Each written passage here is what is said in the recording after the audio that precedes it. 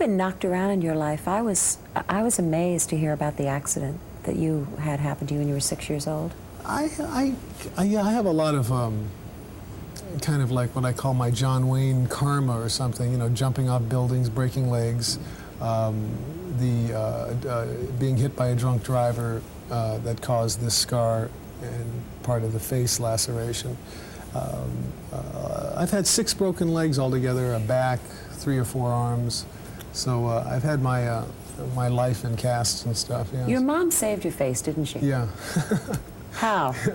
Well, Mother had the chutzpah back then to walk in, and an intern had sewn me up rather grotesquely, and she said, "I want this totally redone. I don't want my son touched by this person again." And she waited, and they brought in a plastic surgeon, and he redid the whole bit of work that had been done on me. And you know, back then, you didn't really, women weren't in a mode of questioning the medical profession. We were kind of in awe of it. So, you know, thank you, Mother. Is she a strong lady? Very strong, a very spiritual lady. Give you a tremendous respect for women because of her struggles? I can't put it in terms of like a tremendous respect for women. You know, I don't think in just like that clear a terminology. She gave me more of an empathy for, you know, hardworking people. You know, because my mother raised us 2 children singly, and it was hard. You know, and I was a part and parcel of that process because we were very close all those years. Any of those 6 broken legs come from the fact that you're a street fighter? No, I'm not really a street fighter. You know, I'm more of a romanticist, and when I see some injustice going down, I don't have the common sense to stay out of it. You know, is what happens, and then I find myself being a street defender. You know, usually all the attention is taken from the altercation and put on me, and then I'm like, you know, here we go. It's so. But that was years ago. Today I find a little a different way of approaching subjects like that. It's interesting. You've had tough times. You've paid your dues. A waiter in New York City, like many actors. Do the bad times give you a better appreciation for the good times? What happens there is that you know, my life. As an actor, as anything, but you know, in terms of having gone to New York when I was that young, you go through such emotional changes and stuff that I today have become very appreciative of the fact that I had to do what I had to do. You know, I had to surge forward, I had to pull back, I had to take jobs peeling onions, I had to act as if I was a model when I really didn't care for that kind of an environment. And what it gave me today is the realization that, you know, this illusion of being, quote, a celebrity is only an illusion. That my real job is to be of service to that inner part of me that wanted to act and to be professional when I show up. You know, I don't agree with actors that have to act out. You know, you're lucky to be here. 500 men auditioned for Dex, and you got the role. Why? Well, it seems to keep going up in number. Oh, it wasn't that many, huh? But a lot of guys. Yeah, it was down to, I think, about 6 to 8 of us on-camera auditions with Joan. And my experience of that day was when I came in, it was my day.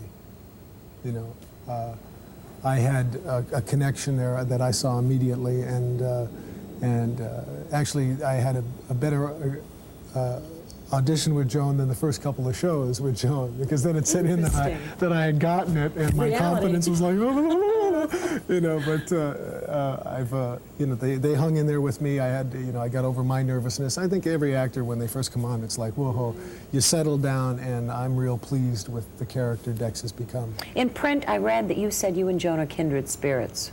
Yeah, I did say that at once, and that was that thing, the question you just asked me before has a lot to do with that.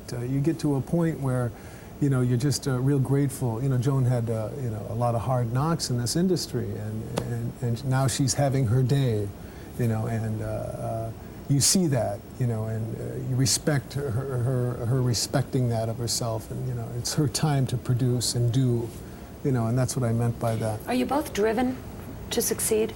No, I'm not. I'm not really driven to succeed. to me, strangely enough, acting is like planet therapy for me. I don't know what that means. I know you don't. I mean, I really, there's a large part of myself that defines myself through my work, through my job experience, you know, and I look at it that way. It's not like, you know, oh, I have to succeed at this business. You know, that doesn't interest me. I have to succeed with myself. And then, you know, I'm part of the process that, you know, is given to me. It sounds very centered. Have you always been that centered? No, I'm not centered now. This is what I aspire to do. Ah, okay. You know, yeah. you know. How does your relationship with Robin, marriage, having a child contribute to your feeling more grounded? It's a continual, you know, having to keep opening yourself up to any process, you know, and, you know, baby, marriage, all of that is a process, you know, and you just keep hoping you can be there for it. But can you express which corners of your life it's filled out to have this family and this, because you didn't have that for a long time? And actually right now, as we're having this interview, my wife and I are in a therapeutic situation to try to balance some things that have come up, communication skills that aren't working as well as they should, you know, so you can't, you know, it's always in flux. You know, I can't give you a direct answer. I know because of my family, I'm a more loving individual today because, you know, I cannot look back as a single man and be able to tell you that I would have the experiential knowledge I had by my marriage so far and my child. All right, is it a myth, or is this cast one big happy family? Well, it's a capsule quote. You know, what we have here is a very balanced respect professionally for each other and a rather well-defined mood in terms of a working atmosphere. I always want to do more. You know, I would love to be here every day from 6 till 8, you know, doing my own show, you know, and that's that impetus that you want to work. And how about Dex? Do you like this guy?